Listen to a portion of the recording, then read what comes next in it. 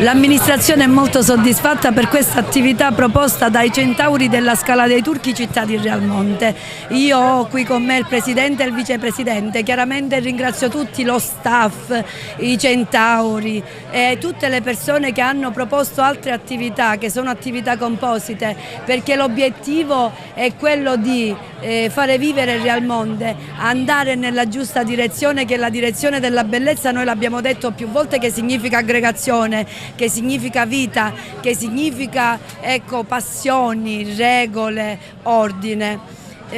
L'attività si distingue in due sezioni. Abbiamo le attività mattutine che prevedono appunto la sfilata e l'esposizione di queste moto, ne abbiamo anche storiche. Ci sono anche altre attività che si svilupperanno nel pomeriggio, ma dove ci sono degli stand già stamattina, che sono la fiera dell'artigianato, ma anche una raccolta di libri organizzata dal CIF, oltre che una musica dal vivo con un gruppo musicale che si chiama Strimpella.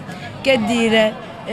L'amministrazione ha appoggiato e appoggerà sempre queste iniziative fatte da gente che ama il proprio territorio e scommette sulla crescita e sul futuro dello stesso.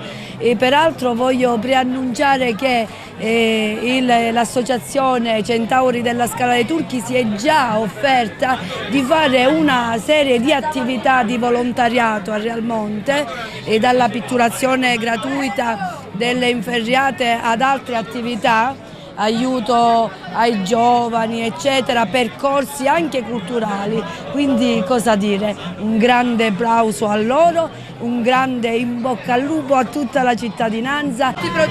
Questa iniziativa che abbiamo fatto oggi, intanto incominciamo con un ringraziamento speciale che è l'amministrazione comunale con il sindaco Sabrina Lattuca, che si è messa in opera per darci tutto l'occorrente, tutte le ordinanze, tutto quello che c'era da fare.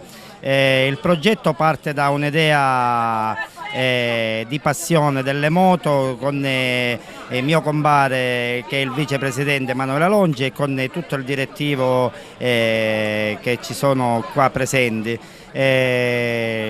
L'idea era quella di coinvolgere la gente e far incontrare la gente con il mondo dei motori, che molti pensano potrebbe essere qualcosa così leggero, invece è un modo di aggregazione. Nelle moto non abbiamo mestieri, nessuno dice il lavoro che fa, tutti siamo appassionati di moto.